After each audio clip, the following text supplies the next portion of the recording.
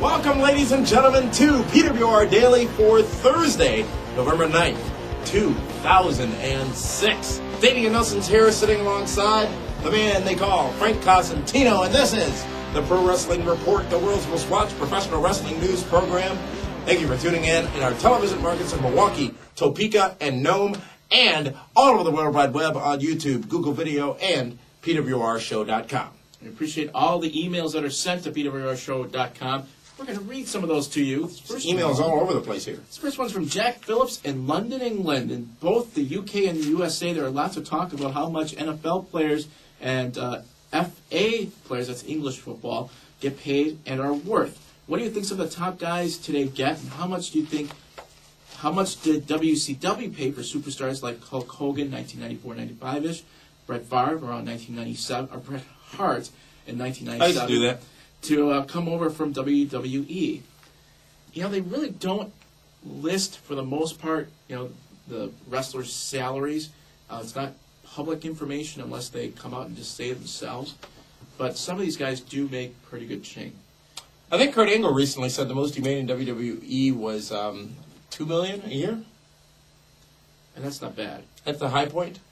And some of these guys then are hoping that they can last a few years, get that $2 to $3 million per year, and then they're pretty much set for life if they invest it correctly. Well, in most companies, they only do as good as the business. What I mean by that is, unlike WCW, who paid people millions of dollars in guaranteed contracts, which ultimately became part of their demise, WWE, TNA, most companies out there today will pay part of the gate. You get a percentage of the gate, and on top of your smaller guaranteed contract, which is a much smarter plan. We don't know what those rates are or how much people make. Right. Rumors range anywhere from a couple $1,000 a night to several million a year. But hopefully invested well. Of course, those mid-carders and low-card wrestlers don't make much at all. So Jeff Hardy's probably on the top of the tier as far as pay rates go. Do you think? Contracts. Oh, I know. Mm-hmm. Jack Phillips. Call him up if you want. Do you have his number? No. Surprised he has a phone. I think it's 420 something. I forget the rest. Jump. From Craig Porter in the United Kingdom. Hey guys, love Yeah, where is Craig from, Frank? He is from across UK. the pond. I was wondering who you believe is the greatest wrestler never to win a world title. In my opinion, Arn Anderson was a far superior wrestler to Ric Flair and should have the privilege of being world champion. That is a great question because of wrestlers jumping from federation to federation, they at one point had a title. But Arn Anderson, of course, was known more for, he had a TV title for a while, but he had the tag title. The TV title. What was the point of that? He had the tag titles for such a long time, then being part of the Four Horsemen, who really never needed a title, but tried their best to keep it in that stable. Greatest wrestler never to win a world title. In my opinion, that person is Roddy Piper, who was never world champion. Yeah, that's great wrestler, great gimmick, was always there, and feuded with Hogan so many times. And many times was the hated wrestler in the world, the most hated wrestler in the world. Could have been. It's a good question. Brett Sullivan, from not only across the pond, but way south, Sydney, Australia. Do you know Men at Work? No, but the better band of Midnight Oil. What about Flock of Seagulls? No, they're not from Australia. Oh, damn. We're on a roll there for a minute. No, I'm trying to think of other bands right now, but it's slipping me in excess. Okay, there are some doubt about... Oh, this is Jeff Hardy's return, by the way. There was some doubt about Jeff's ability... They're good people down in Australia. You just made his day. There's some doubt about Jeff's ability to come back and how long it will last in WWE. It's now been about 3 months later, and Jeff has pushed into an IC title return. My question is, has Jeff done enough to prove that he's back to where it was around 2001 when he was being called the next HBK, or does he still have a long way to go to regain the trust of those that matter, i.e. Vince McMahon? Before you jump into your love of Jeff Hardy, once you get into stuff that happens outside the wrestling ring, whether it be drug-related or something. Voting for Republicans. You don't think Vince McMahon's a Republican? I heard somebody say a very profound statement the other day, which was, "You are stupid if you align yourself with a party before a candidate." Depends. It was a valid statement. That's all I'm saying. You align yourself with a party before a candidate, and simply follow that candidate because he or she is of that party. You were cheating I on agree. yourself. You should follow the candidate, Which is not why the party. I've crossed party lines before. You have many times. You don't like to say it as much, but you do.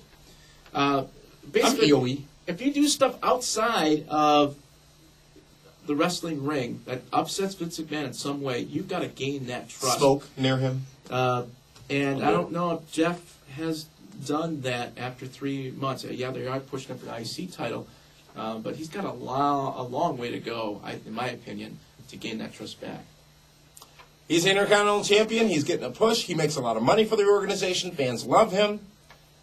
You know, look at Vince brought who in to run Raw? Eric Bischoff. Yeah. Vince brought who back? After all the drama and controversy, Bret Hart. You know, Vince realizes business is business, and who cares what you do to him personally. I mean, how many people, name a person who's been completely blacklisted from WWE who you know you'll never see again? It's going to take a long time for Brock Lesnar to come back. That's true. I mean, he as you always I don't say, rule it out. Never say never in wrestling, but That'd be a great night when Brock did return, if that were to happen. Brett, thank you very much for your email. Carl Dutton in near Derby, UK. The United Kingdom. I tell you, our UK fans, and UK fans in general, Incredible. are much more interactive than our domestic fans. Now, it's a bit of a challenge to those of you here stateside. You know, we get a lot more emails from across the pond than we do on this side of the pond. And I think it's great, because I love viewers from across the pond. Carl writes, I'm going to paraphrase some of this, but basically has to do with Kane and being misused since moving to SmackDown. It just seems to, basically his question is, do you ever see WWE waking up and realizing what they have done with him, trying to rehash and sticking with basically him being a monster? The unfortunate thing with Kane, he's a big guy. He's at 6'4", 6'5" at least. And, you know, being that tall, you can't match him up each week with someone who's obviously much smaller than that. You match it just up with doesn't Katie work. Vick again. True. But it's hard. I mean, Big Show, it's the same thing. How many times you've got to match him up with someone his size, otherwise that realism that you try to find in wrestling is just not there. Or just put him in a match with Rey Mysterio and watch him destroy him. That's always fun. Yeah, Ray's gone now, isn't he? Yeah. Right under the table. No, we let him. This is like Little Bastard, but not as funny. And he's scurried out of here. Couple Couple more? Hey, it's your segment. We're at 7 minutes 23 seconds. That's what they tell me in my ear here on the ear. Neil in Manchester, England. Of course, we're going to do a couple more when they're from across the pond. That's right. Hey guys, I've been watching. When's that the going to show. get old? It never will. Hey guys, I've been watching your show for a few months now, and I have to say I love the views you have on the state of wrestling industry right now. I'd like to know which wrestlers in the WWE stand out the most to you, and who you believe will be the it guy in the future. In my opinion, I believe CM Punk is the future WWE. In the next few years, we'd love to see him in main event against the likes of Chris Benoit. Wow. Well, CM Punk, of course, they've just got to get him in the ring more. As far as WWE goes, but it comes down to mic skills and how much merchandise you can sell. If you can do those two things, and of course be maybe Triple H's best friend, you are going to be pushed to the top as fast as possible. Of course, then when you do face Triple H, you'll be pushed back down. Why the hate? Because What did Paul ever do to you? it was when he and Kurt Hennig had matches years ago. I'm always upset. Can I answer the question from our viewer, Yes, you can. Neil?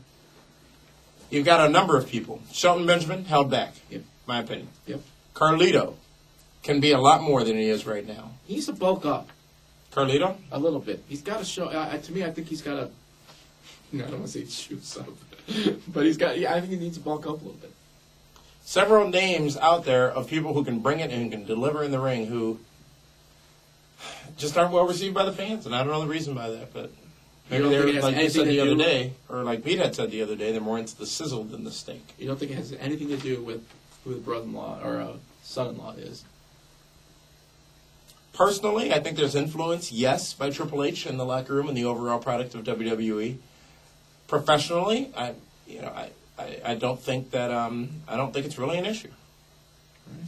I think a lot of stuff's blown out of proportion. A lot of assumptions are made because he's screwing the boss's daughter. Thank you, Neil, from England. Tyrone in Milwaukee sends this in. How come Booker T is always referred to as It's our the hometown. five? That's right. As far as Who? you got to do it. You got to give it Justin.